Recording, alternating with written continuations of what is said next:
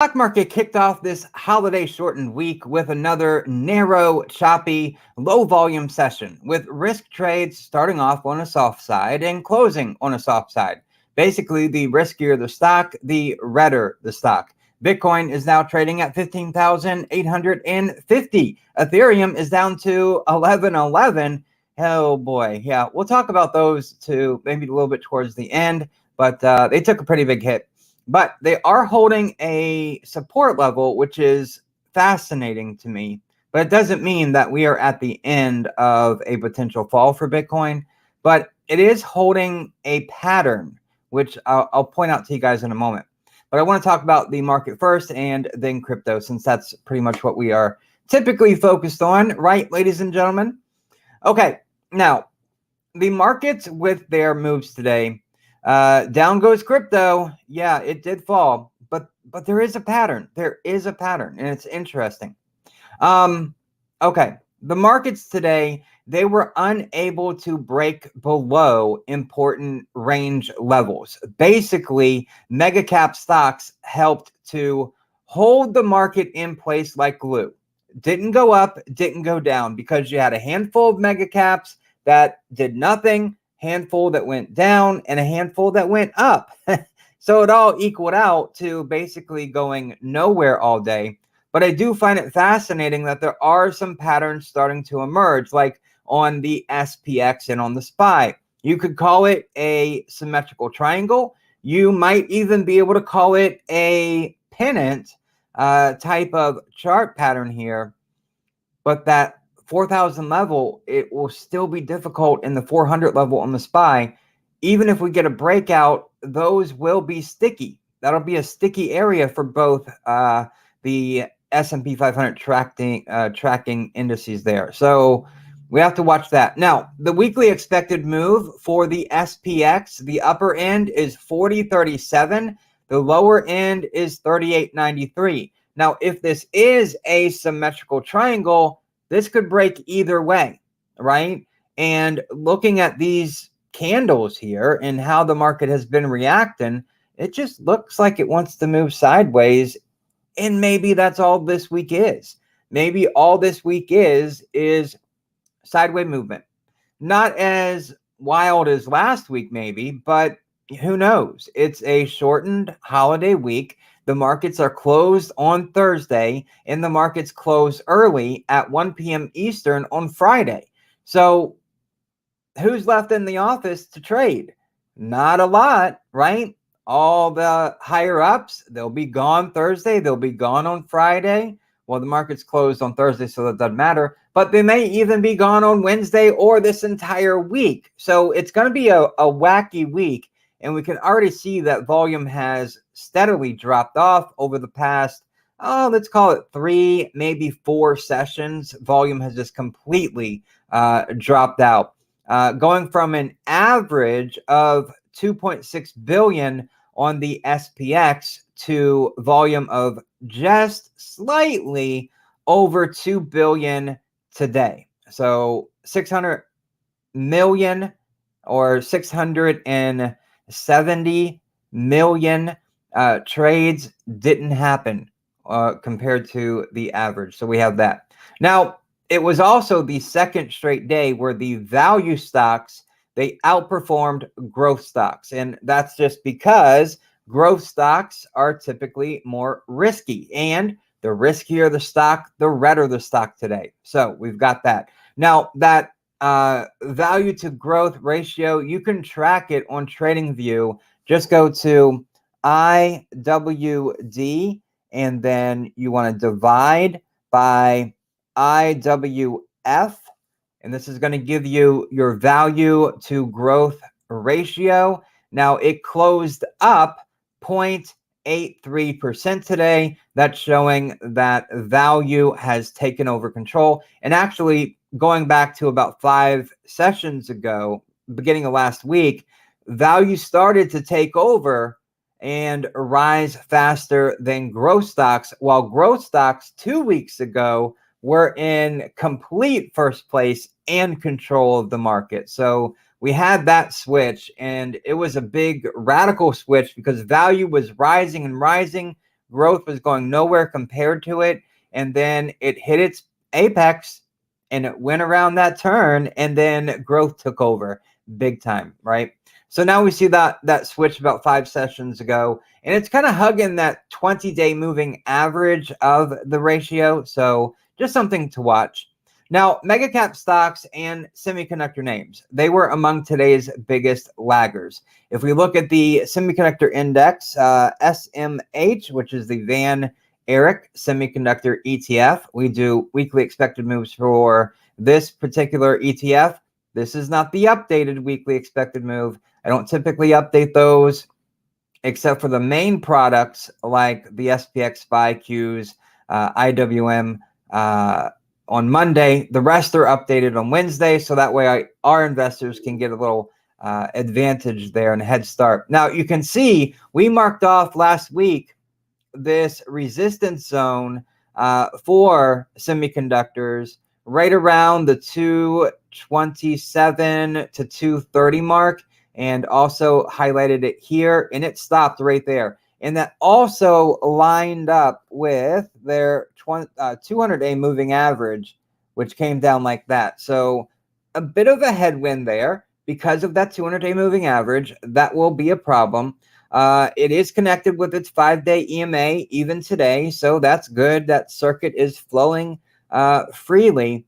Now, it will be interesting if semiconductors fall this week, if it can catch support right here, okay? And that's about the $200 area, maybe as low as, if we look back here on the candle for Thursday, November 10th, if it doesn't undercut the low of that candle, which was 203, then that would be positive.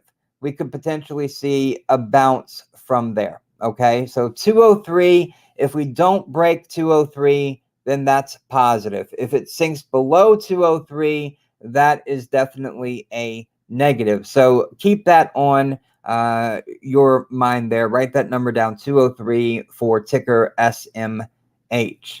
Now, it closed down 1.8% semiconductor, and then the Vanguard Megacap Growth ETF, ticker symbol MGK, that was down 1.1%, so not as bad as semis, but still over a percentage point. And then you compare that to the SPY, which was down 0.4%, okay? Now, what were some big names that shaped the market today? Tesla was on, TSLA. Tesla was down 6.8%, and it fell to a new 52-week low. And then Apple, it fell also 2.2%, and that's a big mega cap, biggest mega cap. So, of course, it's going to have weight to move the market. But Tesla and Apple, those were two of the biggest losers among mega cap growth stocks. Now, Apple traded down after the South China Morning Post reported that the company is extending the wait time in China for the iPhone 14 Pro and Pro Max models due to production issues at the Foxconn manufacturing facility. So that'll be interesting. Now, Tesla, it traded down due to investors worrying that Elon Musk's time is being split too heavily or being too biased towards Twitter. I can understand that. But these 52-week lows for Tesla, for me, that doesn't seem like a big negative in the long term. That actually seems like a positive in the long term. Just think about this for a moment. If, of course, this is stock split adjusted, but to get in at this price, 167, how far do we have to go back? I'm almost there, and you'll see a box pop up because I already marked off the spot. We're almost there. Oh, I got to move the chart up just a little bit. Bear with me for a second, please. Oh, still had that highlighter. Okay, now let's bring the chart up here.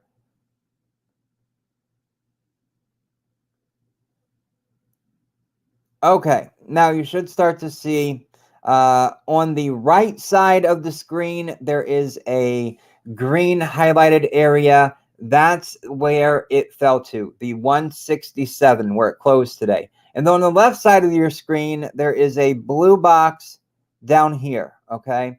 The low cuts in right here, nice rectangle box right here. You can see the volume shelf profile sticks out real nice here on that. And that's your bars on the left side of the screen pointing to the right, but they are on the left pointing to the right. Okay, so why do I have this box marked off? Because Tesla, when it was rising at this particular price point, again, stock split adjusted, twice, I may add, it ran straight up. There was no consolidating between this price point. It was basically a straight up rally. And whenever you have a section on the chart that is a straight up rally, there's going to be very little friction, okay? Very little friction. Now, Tesla, I think it fell into an interesting spot. Number one, it fell into a support zone of sorts, okay?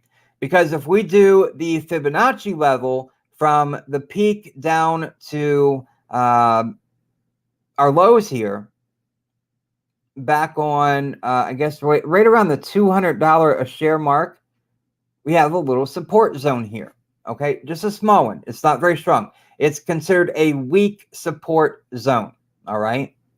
But it also landed on the lower end of the weekly expected move for Tesla.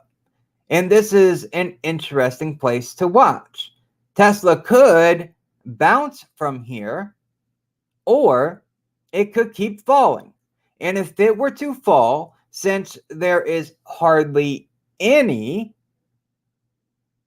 buying at this price point, and there was straight up rally, then we could potentially fall down to the area right here where we had resistance before breaking out and going to the upside. And that's at 154 to 155. That is an interesting spot to claim a few shares of Tesla. If you don't have shares of Tesla yet, you may be able to wait to 2023 and pick them up lower. You may be able to wait until tomorrow and pick them up lower.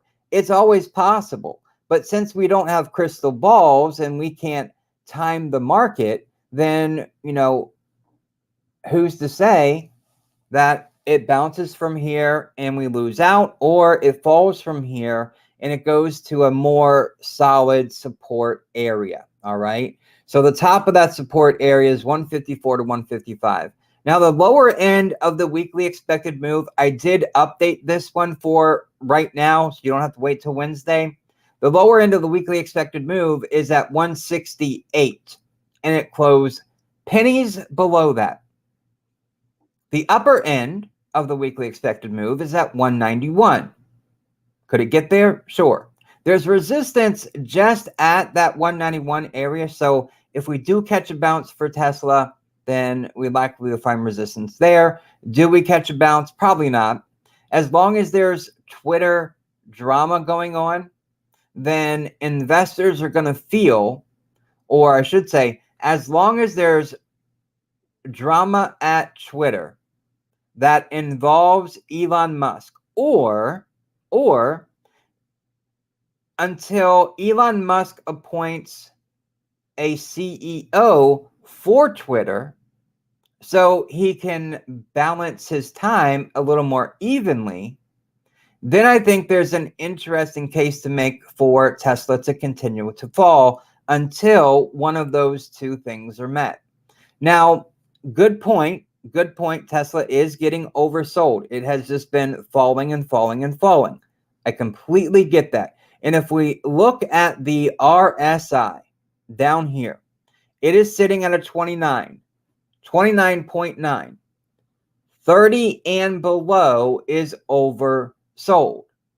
But one thing to remember, oversold can stay oversold for a while, just like overbought can stay overbought for a while. But typically, to find that, you have to kind of stop the falling and just start moving sideways, building a base, so then you can get out of that oversold position when there's a big enough base built up. Okay. But as long as there's negative news about Twitter, I think Tesla will suffer a bit because of investors using their emotions, not logic. Elon Musk's a smart dude, and I think he's capable of splitting his his time among his different companies. So I do think it's okay in my view. I like Tesla. I own Tesla. I've had it for a while. The volatility is crazy.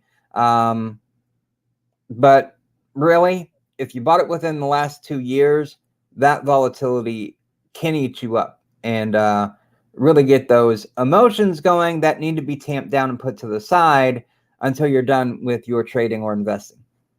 All right. So again, I think Tesla could come down sub 154, 155, maybe even lower than that over the next few months until Elon Musk, or at least until investors feel that Elon Musk is splitting his time more evenly across his companies and not so focused on Twitter.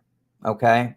So it could be a good shorting opportunity if you're into that, or it could be a good time to maybe try to use options to get in on Tesla to own the stock, but at a lower price, right? You can use options to your favor to do that. Or just straight up wait till it gets to a price point that you're comfortable with and then step in there. But looking over to the left side of this chart, you can see the resistance clearly and the support clearly. It lasted, there was a stock split right there. And this was when it came back down after the stock split occurred, September of 2020, going all the way to the third week of November of 2020. So 2.5 months, Tesla moved sideways right here in 2020. Could we reach that level and then move sideways to finish out 2022 going into 2023? That's a probability. So I would keep this area on watch for Tesla. All right. Okay, let's keep moving on. The Dow Jones, it held up pretty well today compared to everything else, right? So the Dow Jones, and the ticker symbol is DIA, and I'll update this chart right here.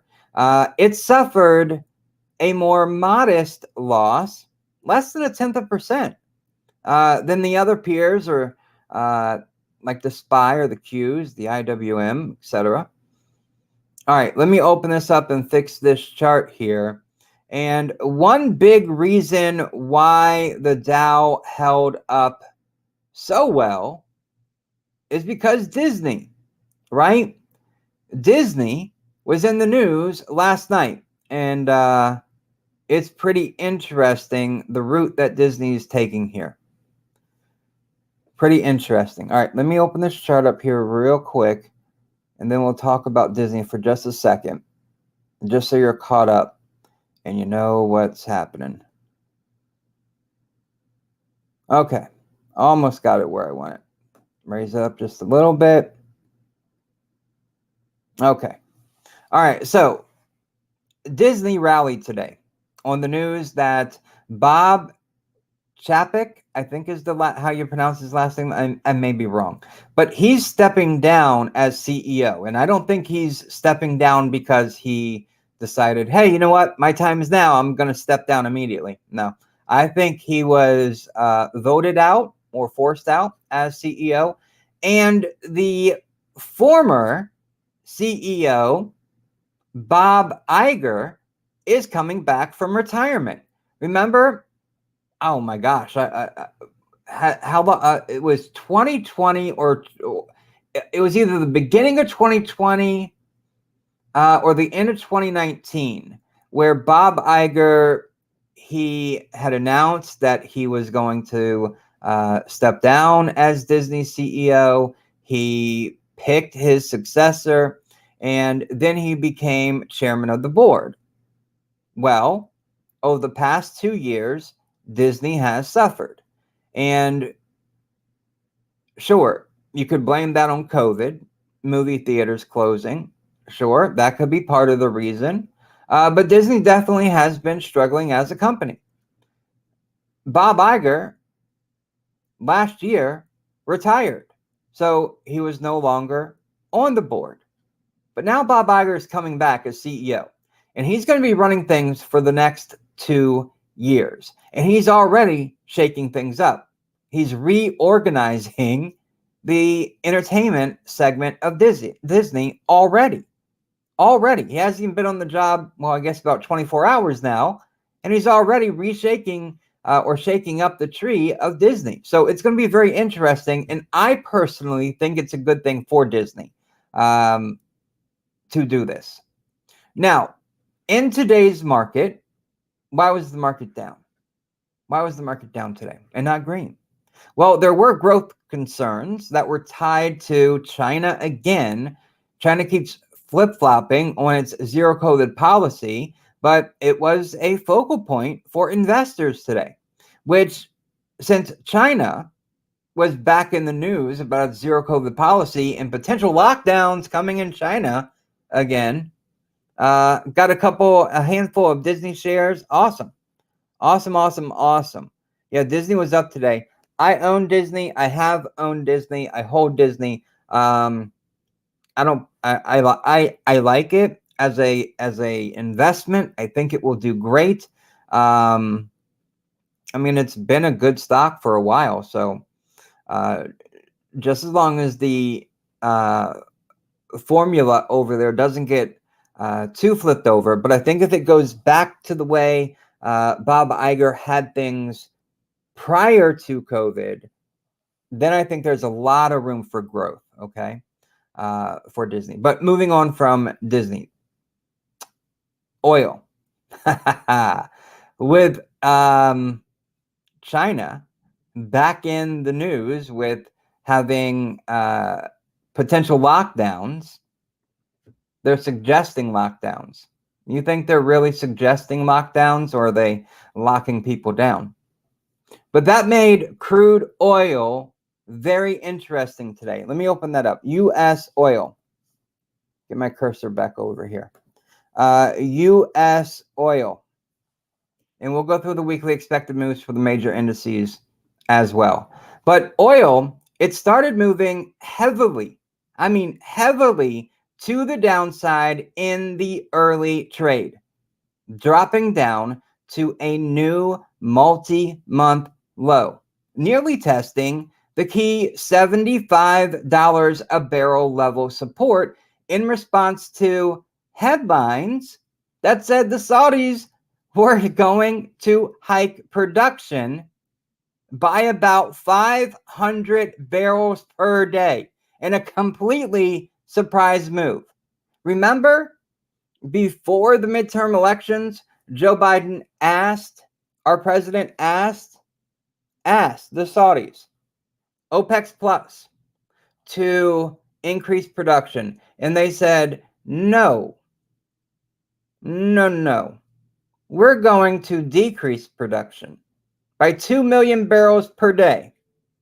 And now there's this headline news floating out there about increasing the supply so heavily. Do you really think that the Saudis are going to do that? But look at this. I mean, it's really, really hard to see on the chart. Let me open it up just a little bit more. But there's basically no candle body whatsoever, but there's this humongous tail. Okay, we've got a little dot of a body right there, and then let me change my highlighter to something thinner so you can get the grasp this here. And then there's a tail, and it goes all the way down to this support right there. Boom. Make it the same color here. Okay, so there, it's just like that. That's what it looks like. It is a candle with barely a body and then this huge, huge wick underneath of it. Okay, that's what oil looked like. That's how far it had dropped today.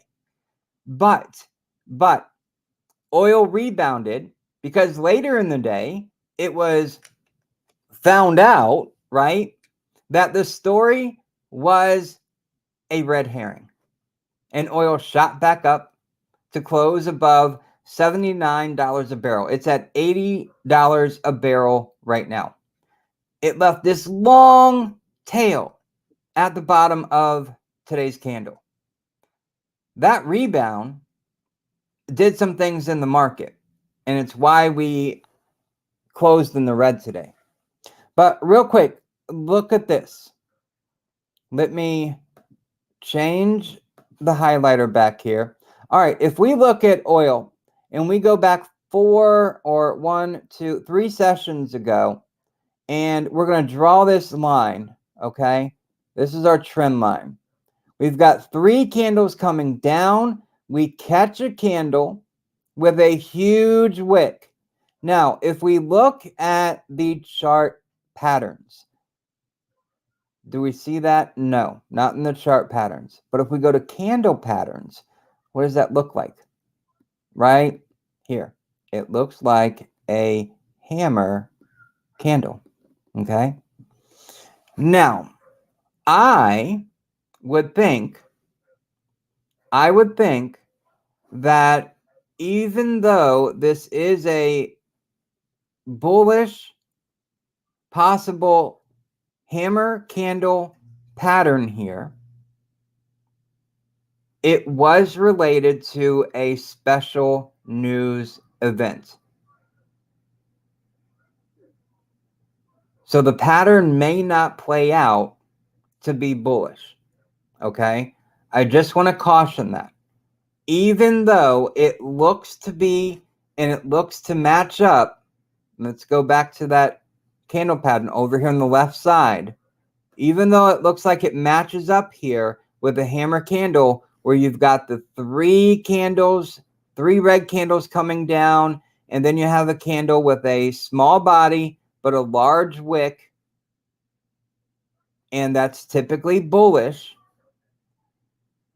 I just want to say that even though that's what this pattern looks like, okay, it was driven by a false news story.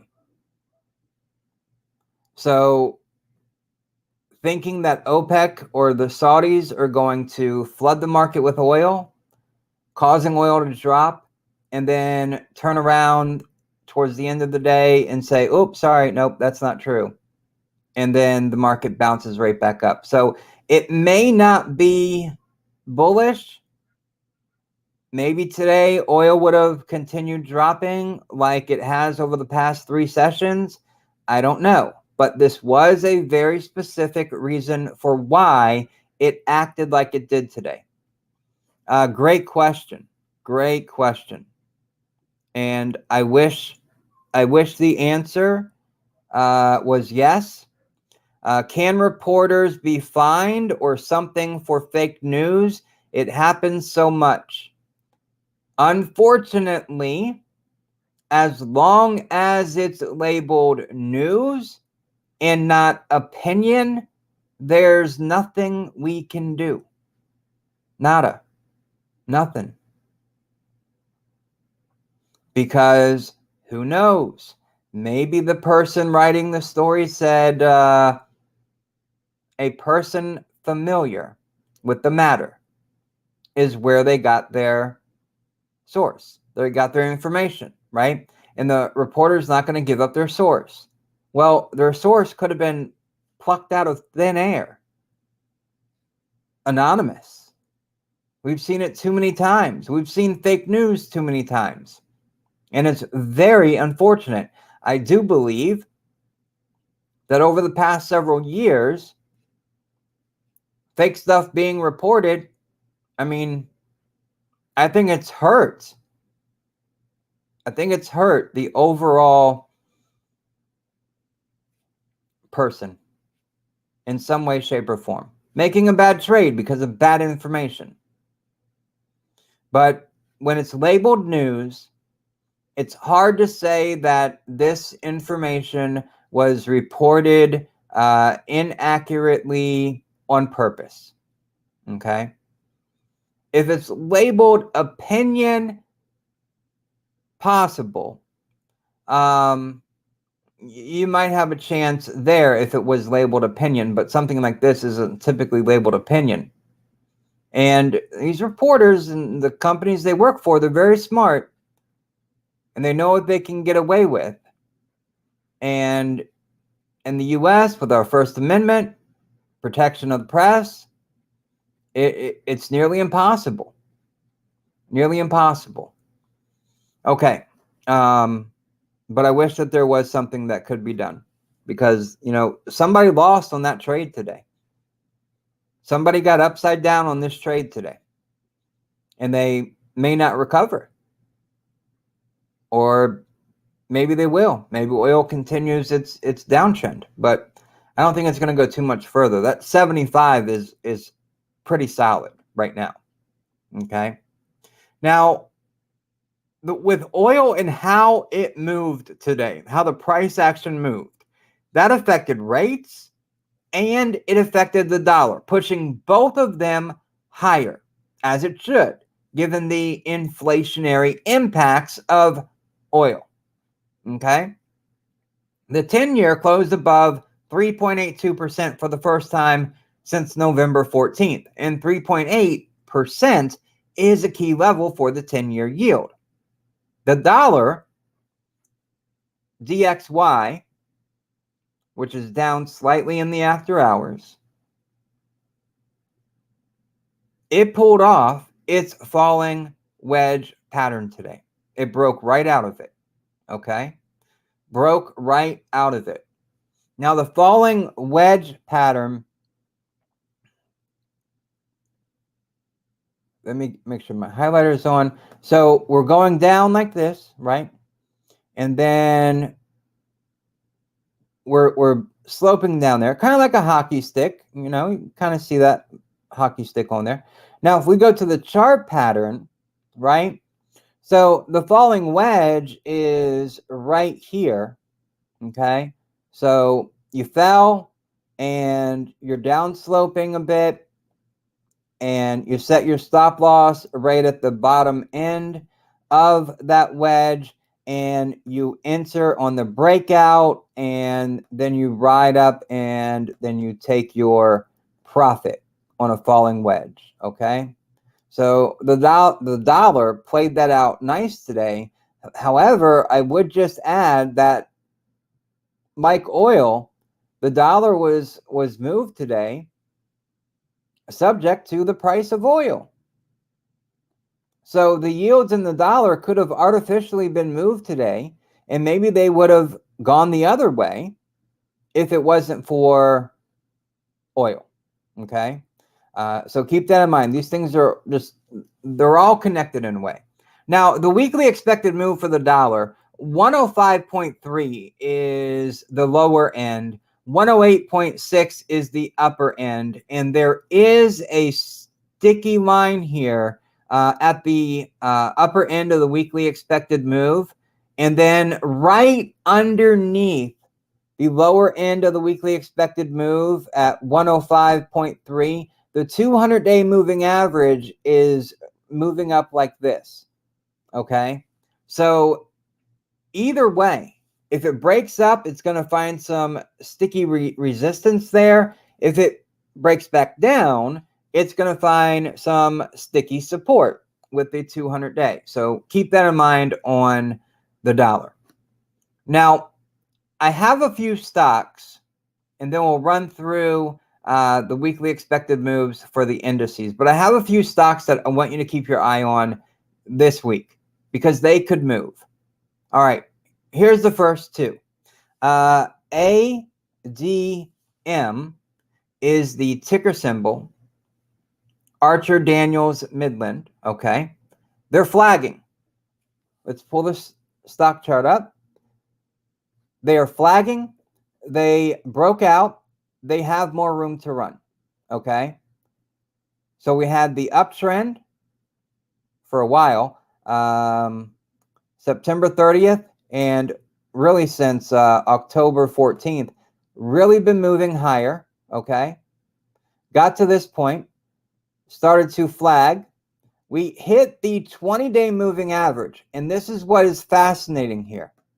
The 20-day moving average is moving like this. For the past 1, 2, 3, 4, 5, 6 sessions in a row, it has used that 20-day moving average as support. I find that fascinating. We have a flagging pattern and then a moving average, the 20-day acting as support, okay? That support could carry ticker ADM even higher, even if it keeps sloping at the same rate, all right?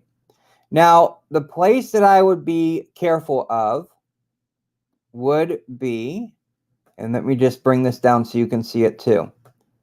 It's about a 3% move higher that this could make, all right? And it's right here at right around the $100 area, $98 to $100 a share. That's going to be an area of resistance. And let me say there's going to be two.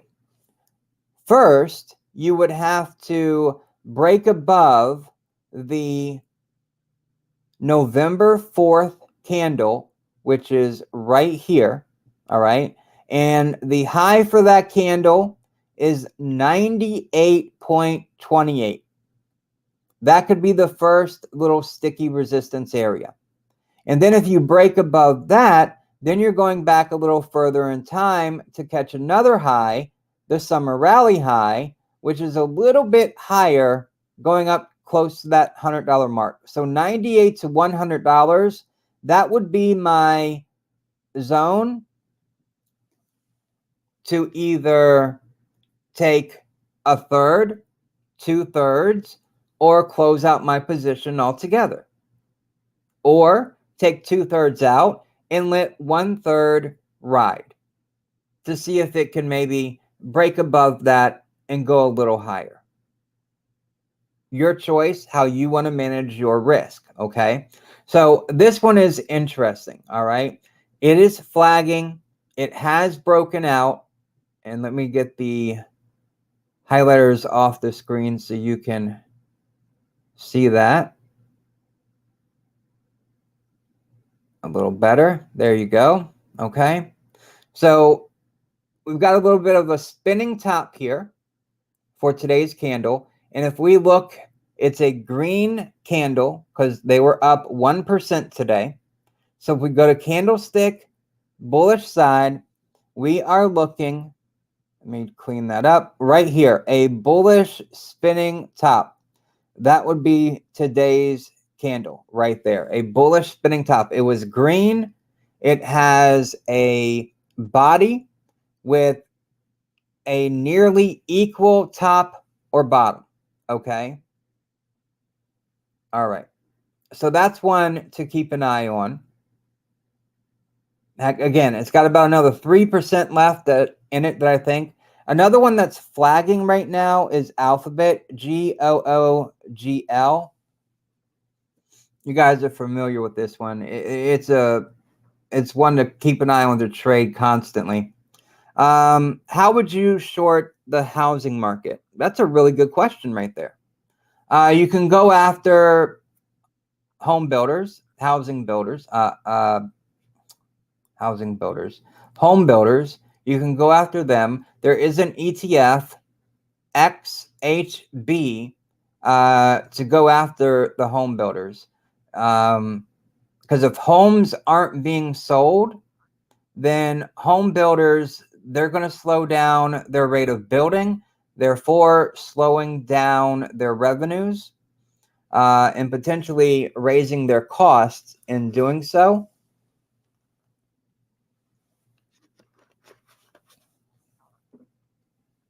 Because it's easier to manage your costs when your revenue is going up. It is harder to manage your costs, as revenue is going down. That's one way. Okay, so here's Google flagging. You can ride it for its breakout. The upper end of the weekly expected move is the $100 mark. And if you look at the start of the flagging here, the candle made, which was a doji candle right on its 50-day moving average, November 15th. That goes right up to the $100 mark as well. So you could ride Google here, potentially, if it does bounce off of the support that it's at. And if it does go and break out and goes to the $100 mark, and I'll just line it up with the weekly expected move, that's a 5% move in Alphabet, GOOGL, okay? So that's one to watch as a breakout play today.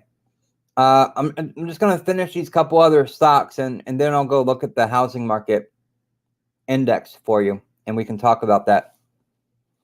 Okay, another one that's I think has a hammer candle on the chart, XOM. You've heard me talk about this one a lot, and if you are in our private investor community, you see this one every single week, because it's been like #1 in our momentum stocks list for many weeks, and it's been in the top spot too for several weeks. It is not in the top spot right now. Okay, so what do we have here? We've got three. Actually, we can go back and count more. We've got 1, 2, 3, 4 candles in a row, kind of catching this. It did break under its 20-day moving average, where it had found support on Friday. Today, it did break below it, and the wick is pretty long. It actually comes down here and gets close right there, and you can match it up over here too. So that's like a little support area for where the candle wick stopped and where it found support today, somewhere right around, let's see, it stopped at 107.48. So that's a good support area. So where have we seen this before? This is the hammer candle pattern, right? We've got green candles, we've got this downtrend, and then we have a candle with a body and a bigger wick underneath of it. And if we go look right over here, we have that candles are moving down, right? Sloping down. And then we have a candle that's got a big wick underneath of it. And that's typically seen as a place where we make a U-turn, and then we can ride it higher. Okay. So that's another one there. ExxonMobil is XOM. I didn't say that yet, but XOM is the ticker symbol, ExxonMobil. Now, another one on the chart, it's making an ascending triangle. That's in phase, ENPH. And these are all companies that are on our watch list. We're watching to possibly trade them this week to see what could happen. So here's in phase, okay? It's got pretty stiff resistance up here around the 315, 316 area.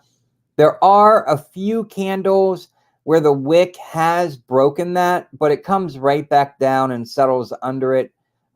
So really that 316, maybe 317, that's a pretty stiff resistance, okay? And right now, look at this candle that it made today. There's hardly any candle whatsoever, and it's got a pretty big wick underneath, and that wick almost comes down and tests this ascending support trend line.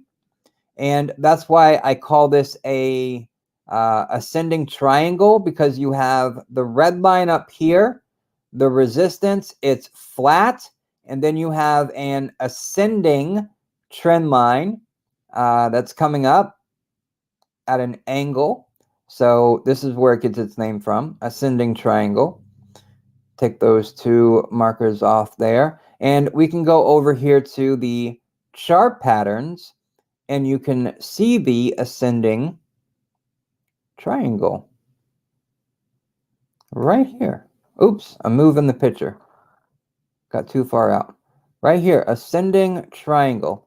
Now, watching this, the ascending triangle, because look at this. You have your going up, and then you have your tightening consolidation phase right here. But then the interesting part, this is neutral. This is neutral. It can go any way. It can go any way. If it is keeping with this pattern, a flat top, which we have here, a flat top and ascending support trend line going right up there, holding it as support. Price is rising, making higher lows, but it's staying with consistent highs, not breaking out of that, not closing above it. So it's real interesting. But again, it's a neutral play. So this could end up being a time to short in phase, or it could be a time for in phase to break out. Now, of course, there are other chart patterns that have some characteristics that are similar. If we look at the pennant, you still have that uptrend, right? And that pennant is right here, okay? But with a pennant, the resistance part of that is downsloping, okay? It's downsloping. And the bottom of that is ascending. There I go again using the, okay. Oh, come on. I'm using my, there we go. All right, so it's ascending on the bottom and it's descending on the top, and then price is just getting tighter and tighter and tighter, and then eventually it does break out of that, okay? But the top of this on in phase is flat, all right? This is a flat top here. If we catch these highs, and remember, you need 3 points of contact or more for it to count as a trend line. We have those 3 points of contact. We're going straight across there. The bottom 3 points of contact, and we are ascending. All right. So this could break anyway. Tight price right now. It is getting tighter and tighter and tighter. And with this candle right here today, tiny, tiny body, long, long tail. Look at the, oh, I forgot to check one quick thing. Okay. All right. It did end up being, well, let me see here. Today's candle ended up being down because we had a gap down this morning. All right, that's important to know that it's a red candle. We gapped down this morning. We went a lot further, but we bounced back up. So now over on the candlestick pattern, we're looking for a candle that is gap down and is really tiny. And where can we see that on this chart? Well, it could be right here. Could fit in there with a doji type candle. Because a doji candle, though, the one thing that I would point out is it can be right here in the middle, and it can be on the end of the wick. Let's clean this up here. So we've got an interesting candle there, right? We came down, but price found support and it ran up, and it ran up to a resistance area. And you might be able to actually, on end phase, you could potentially draw a trend line right here and call that resistance. It hit back here. So that would just mean that price is going to tighten up a lot sooner, okay? Within this structure. All right, let's clean this up. If end phase run, all right, let me put this up on the screen. I always forget to do that. And I am going to talk about housing. Don't worry, I'm going there. We're going to go there next. Okay. If end phase does run, maybe all solar stocks could run too. Yeah, end phase is a big leader. All right, a big leader. But the one thing that I think about end phase, and let me adjust this chart a little bit, because remember, the ascending triangle is neutral.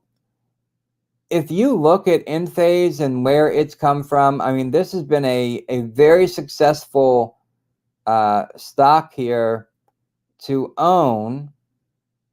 I mean, I bought this thing a while ago, years ago. Back, actually, we can go all the way back further. When I first got into end phase. Wow. Wow. Look at, I mean, Jet, wow. I haven't pulled this chart back like this in a while. But you can see I was charting this thing going back to the pandemic. March 2020 is when end phase first got on my radar. And yeah, wow. But that's when I started charting end phase to get in on end phase, and I eventually did. But right now, the one concern I would have is that this top for end phase, this resistance, it is the top. All right, it's the all-time high of the stock. The stock has never been higher. So that in itself, not just a 52-week high, if it breaks this, then it's not just the 52-week high, it's the all-time high for end phase. And if I'm looking here at the candle, let me take that off. The absolute high is 222.95. So 223. If end phase could get to 223, and if we measure where end phase is currently, which is the lower end of a potential resistance zone, but if we ran that up to 223, it's about another 5% move. So it's very interesting, right? Between 3 to 5%, all of these stocks that I just showed you to keep an eye on for either breakouts or a potential breakdown, like end phase could break down here, all of them have a potential upside of 3 to 5%. Isn't that interesting? And let me show you why. Let's go over to the SPX. All right. We are awfully close. I know it's probably more than 5%. I haven't measured it, but it just popped into my head, so I want to real quick. And then I promise we'll go to housing.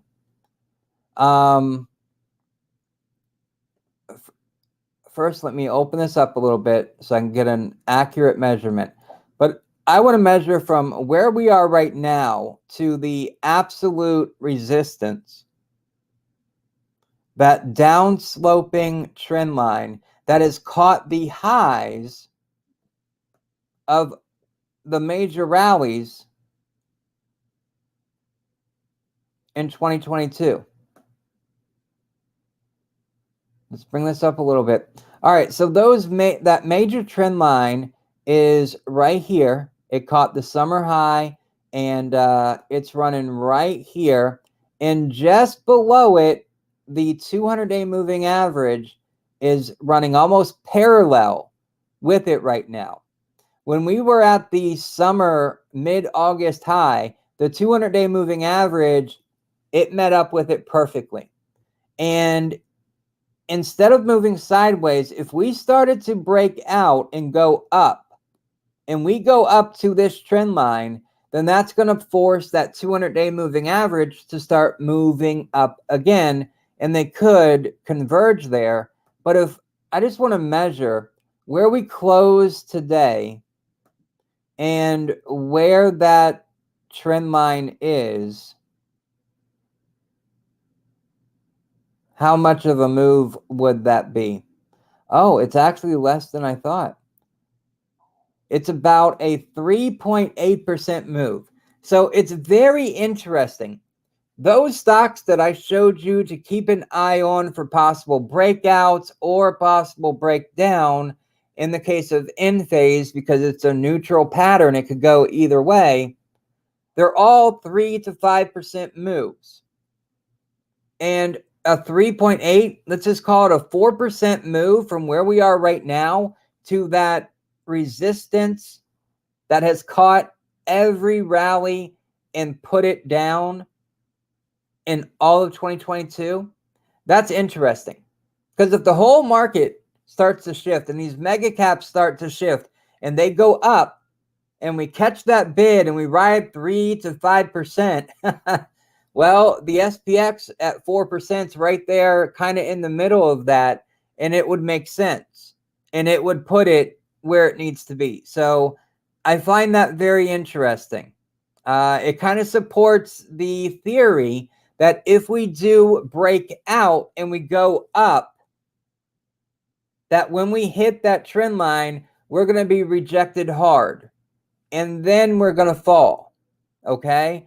So typical bear market rally, and it would be a major bull trap, because if we break above 4,000, I think that becomes a bit dangerous, because if we break above 4,000, then people are going to FOMO in. Oh, this is it. Oh, I knew it.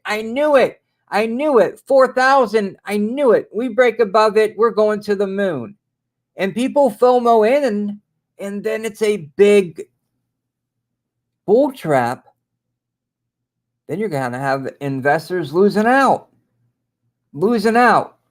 on all that excitement. So I do think if we get above 4,000, it's a bit dangerous for those that are ultra bulls, right? You can't be ultra bull or ultra bearish. You've got to remain neutral. All right.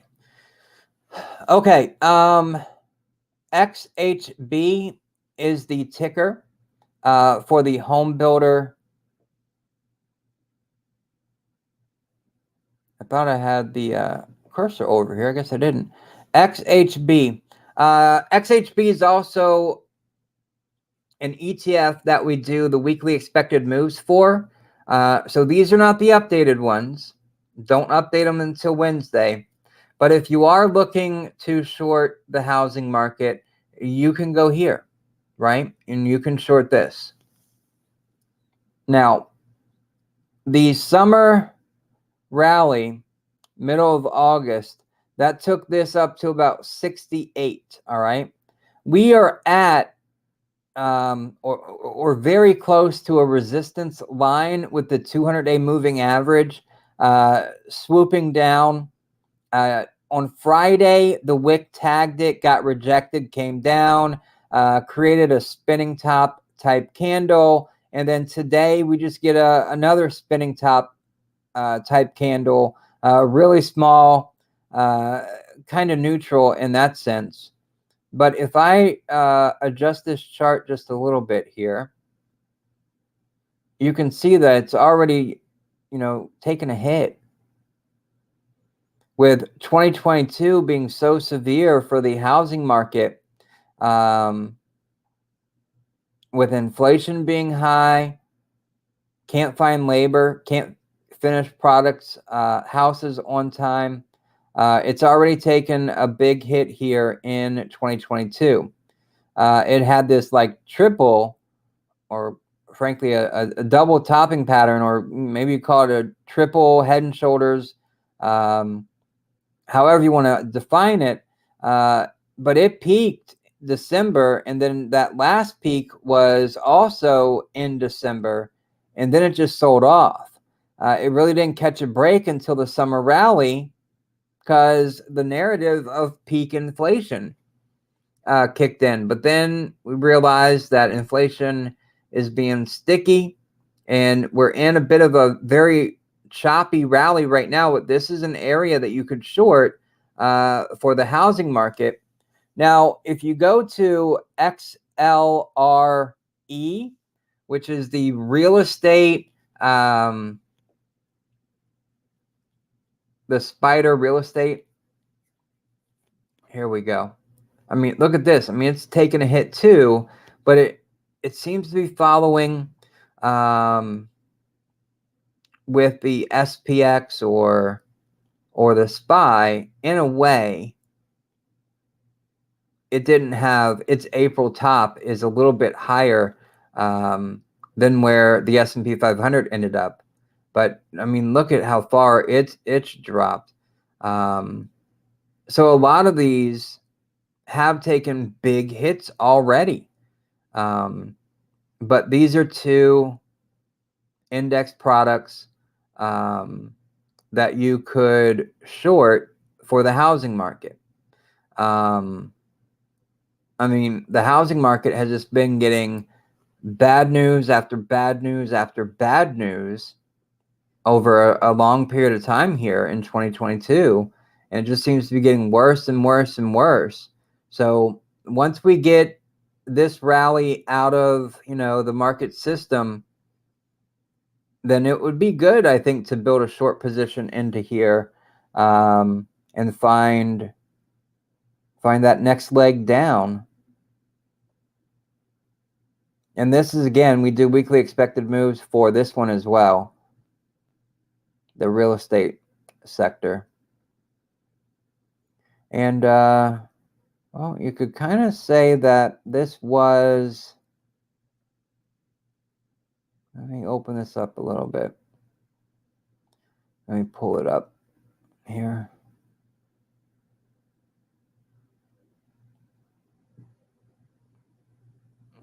Big gap up and change of character there.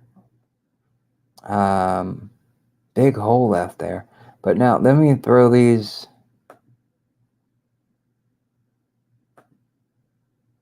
What we got setting up for us. Almost flat on the bottom.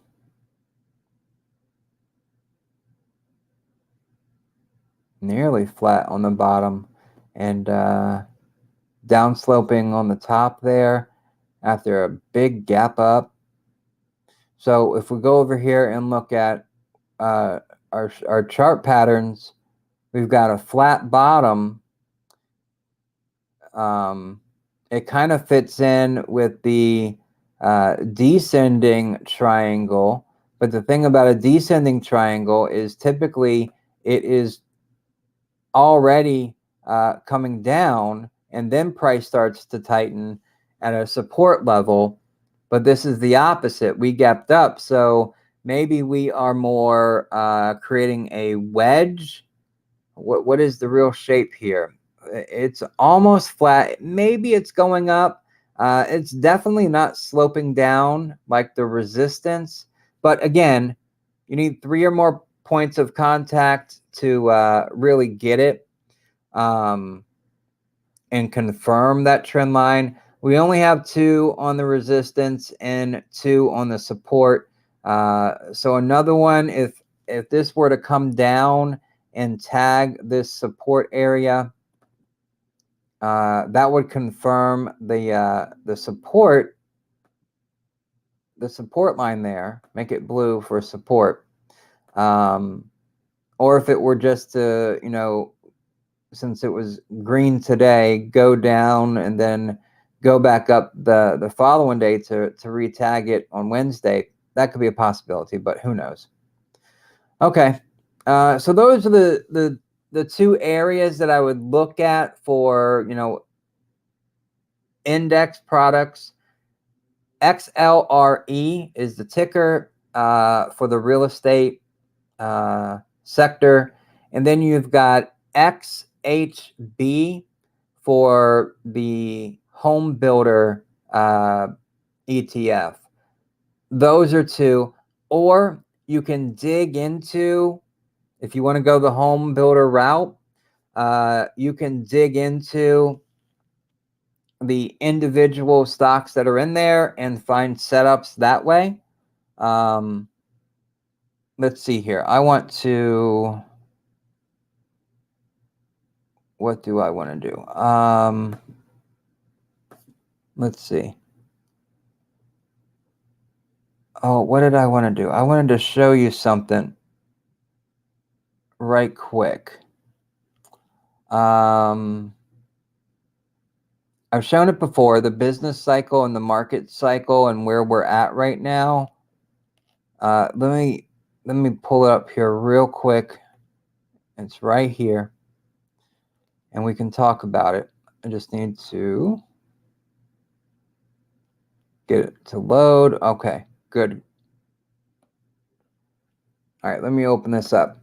Okay, so here we have the blue line and the orange line, okay?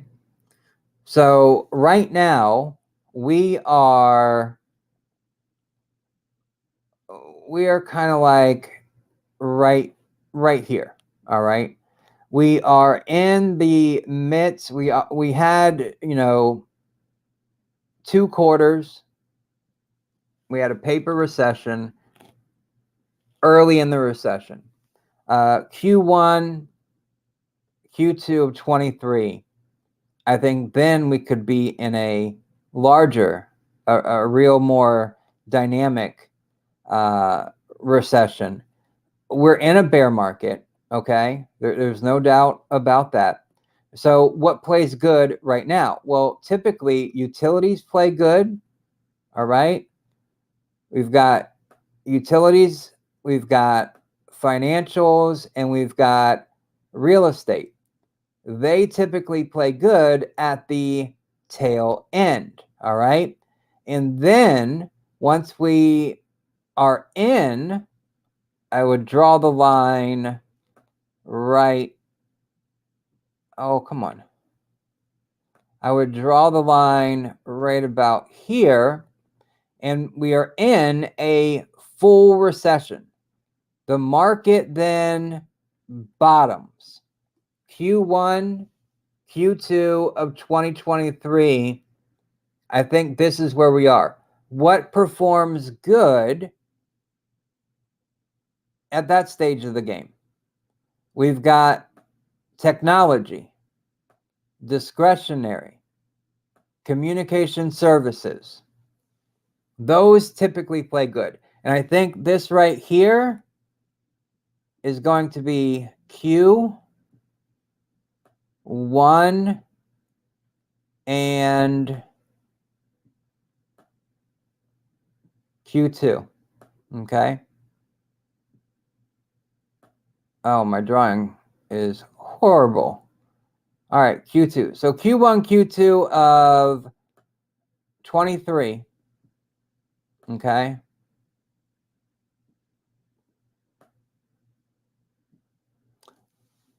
I think this is where we can find some strength. All right. And then we just start moving through the cycle again. We get into the early recovery phase of the economy. We get back into a bull market, right? So the bull market is the orange.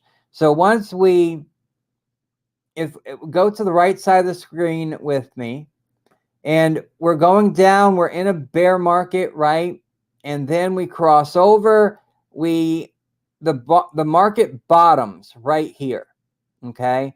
And then we start running, and now we are in a bull market, a full-on bull market. The economy starts to recover, businesses start to recover, and then we start the cycle all over again. But when we're in a bull market, all right, and then we've got industrials, right? Why industrials? Because when we're in a bull market and the economy is recovering, people are starting to spend more money. Material sector, that does good in the bull market too. Why? Because people are spending more money. They're buying more things. Energy. Why?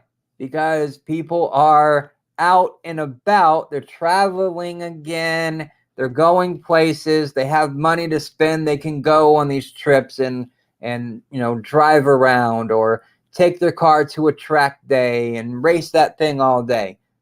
Yeah, you can do those things. As the economy is improving and we're in this bull market, and then the cycle starts again where the bull market, it peaks. Why is it acting like that? The bull market peaks right here, right?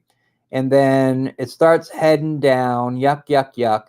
And we've already seen healthcare do a really, really good job. Consumer staples, yeah, people buy food. They go to discount retailers to buy that food. Consumer staples are typically good, and we've seen them outperform. We've seen healthcare outperform, but healthcare is starting to switch now and not outperform so much. How can we see that? Well, if we go to, let me just open up. Let me see here. Let me just open up a brand new chart real quick, and then I'll wrap things up here unless you guys have any other questions. So if you do have any other questions, go ahead and plug them in now. Let this chart load, and I'm going to put two things on here. While it's loading and while I'm messing with the chart, go ahead and click that like button for me and share this video with a friend. Those two things are very helpful. And if you like the perspective, then consider clicking the first link in the description and joining investors just like you, getting knowledge, just getting knowledge. All right, I'm going to go and put the SPY up here on the chart in a very specific way because I want to put it up against the healthcare sector, okay?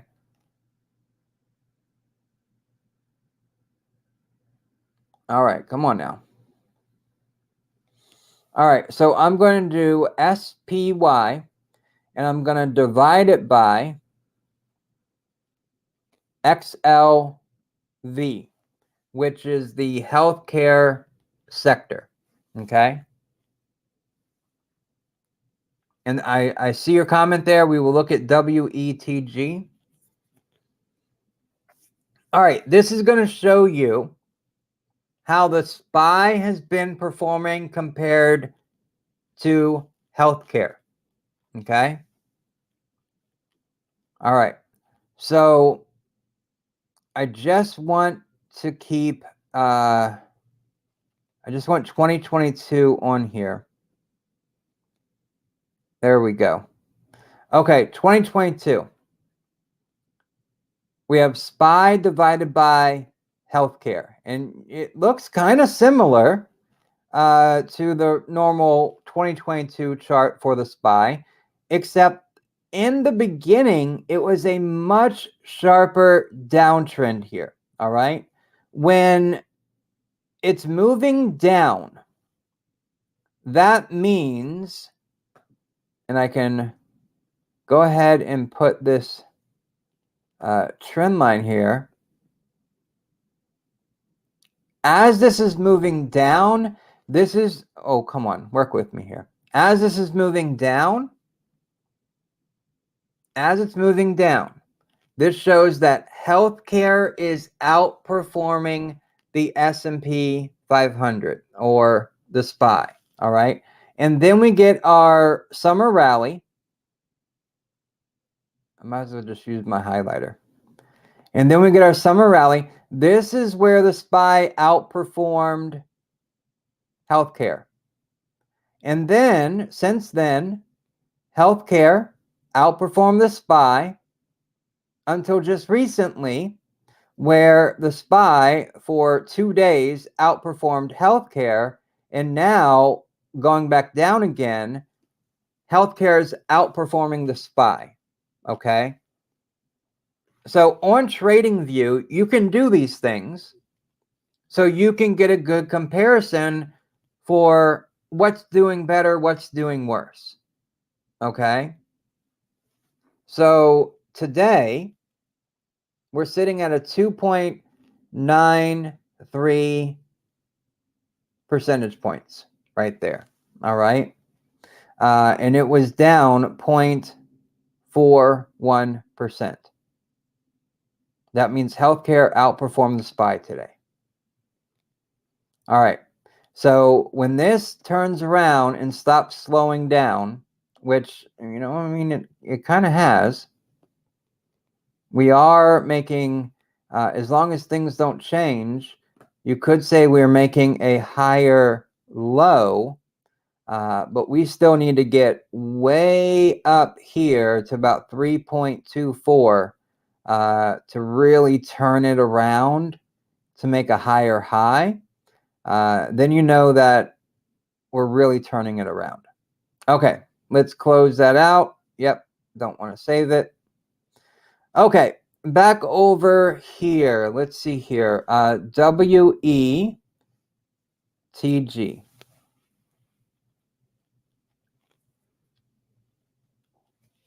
We Trade Group.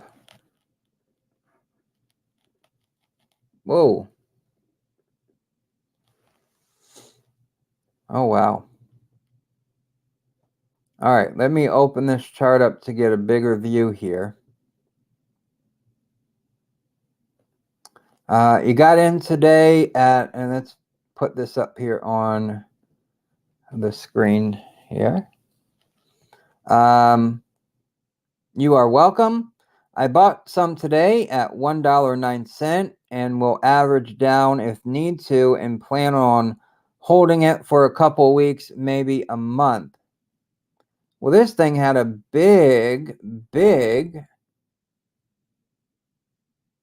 12% day back in August. And it looked like it hopped on the summer rally train there in August and has since fallen off and basically flat. Let's see here.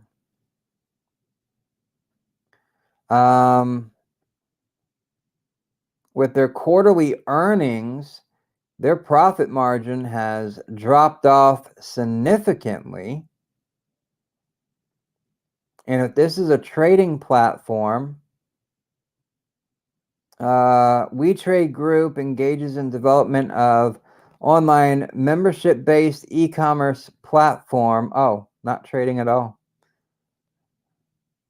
E-commerce-based platform intends to provide information on hotels, flights, traveling packages, and other traveling products that enables customers to make informed and cost-effective hotel, flight, and other traveling packages bookings.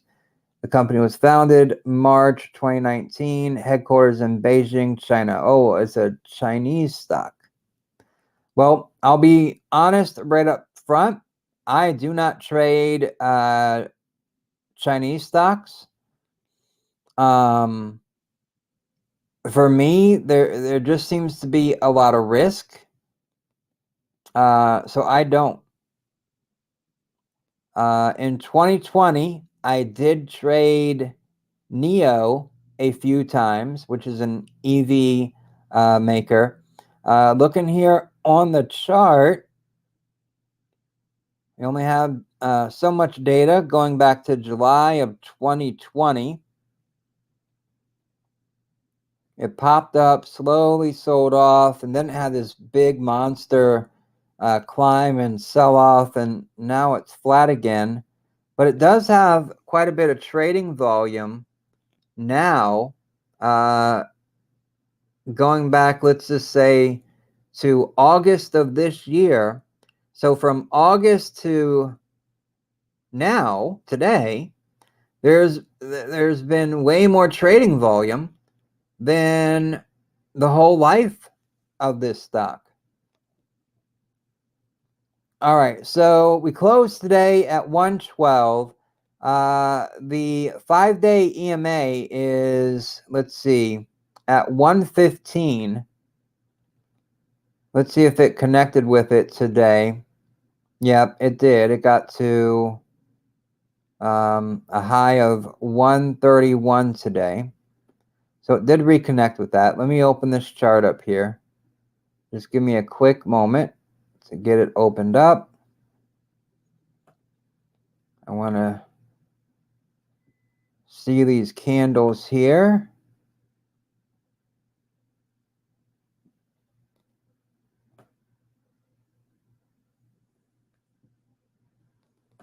I opened it up too much, I guess.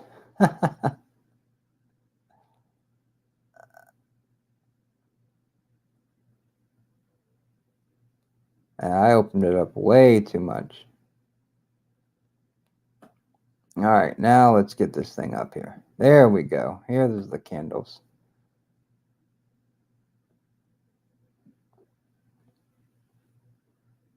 All right, now let's open up a little bit so I can see it a little bit better and what it's doing. All right, so it's since it came off that big ride in August, it's under its 200-day significantly, because that's sitting up at $4.66. Its 20-day is at 116. Its 50-day is at 105. So that's interesting there, that it is above its 50-day moving average, at least here in November. Lost 3.4% today. Let's see, just here in November,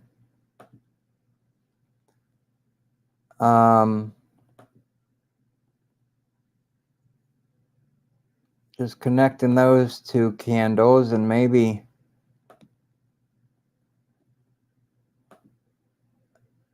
running like this is really tough. I don't have a lot to work with here, because I mean, to be honest with you,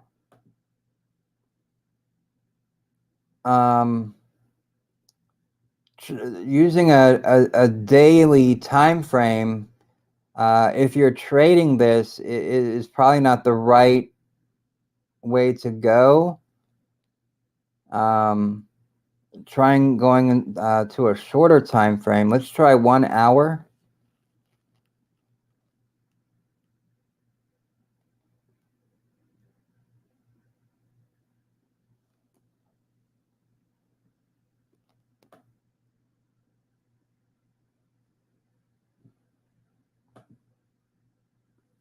Yeah, so this is the 1 hour chart, and it's just really it's really tough on something small like this, a company like this, to find patterns, to pick them out, to really trade it.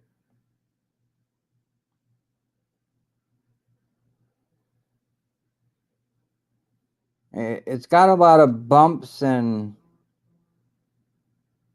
bruises here. But if we're just trying to find something, I mean, really, it trades in a bit of a zone here where if we just put a box on here, this would probably be the best way to trade this, is to put a box on here, find the support areas where it's bounced before, and the resistance areas where it's been rejected before. Let's see, we've got 2 right there, or we can come down a little bit further.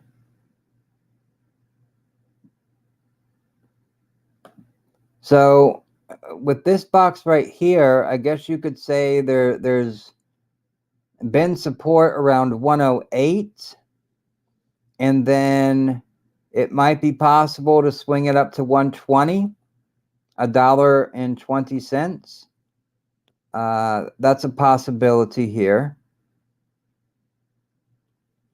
But yeah, small ones like this, they are sometimes tough to trade because you need more volume, right?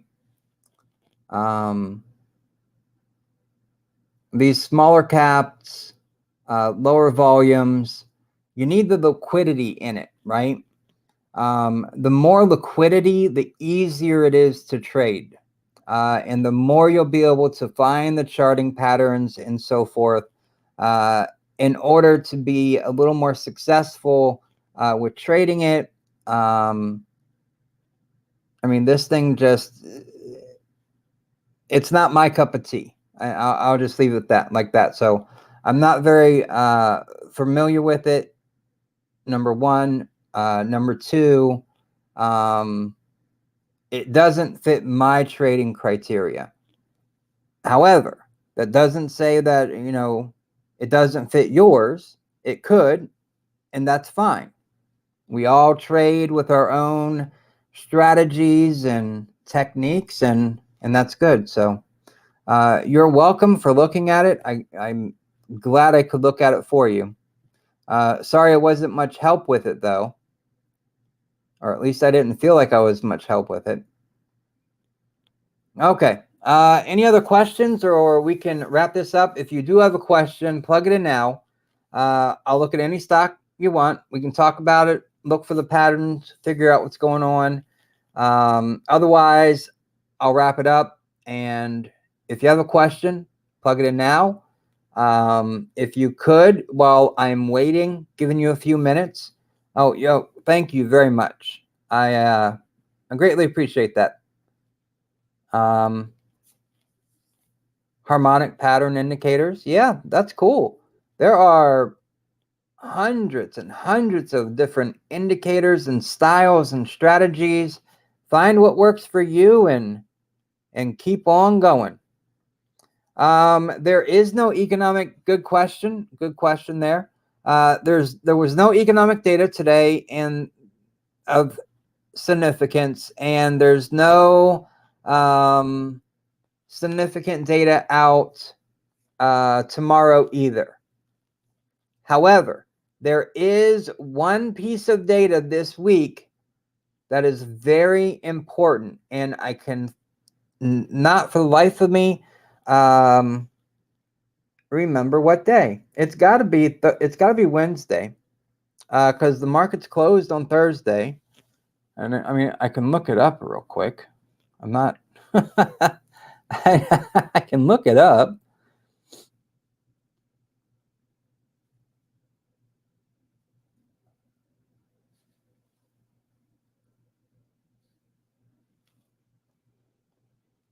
We get the FOMC minutes for this past month.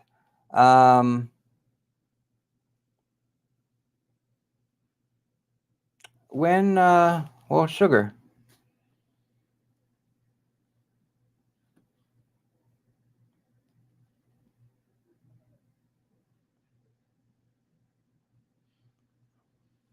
Wednesday, November 23rd. Okay. All right. So on Wednesday, and I believe it's 1 or 2 o'clock in the afternoon, Eastern time, we get the FOMC minutes from their last meeting.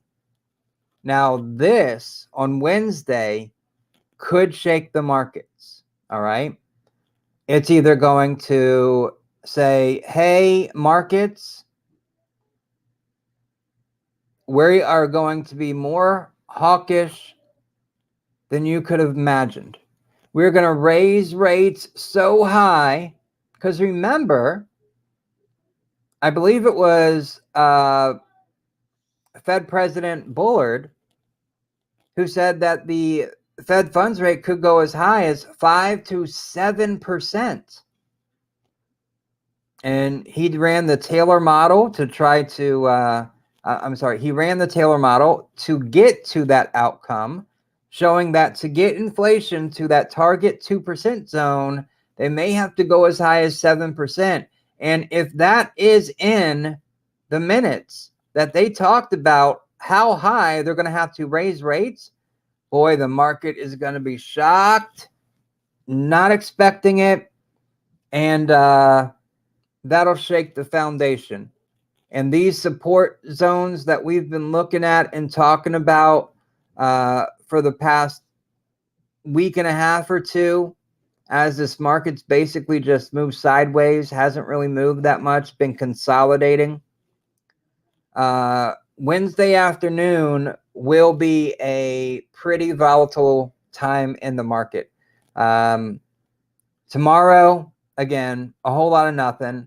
Whatever headlines happen to pop up, remember there's low volume.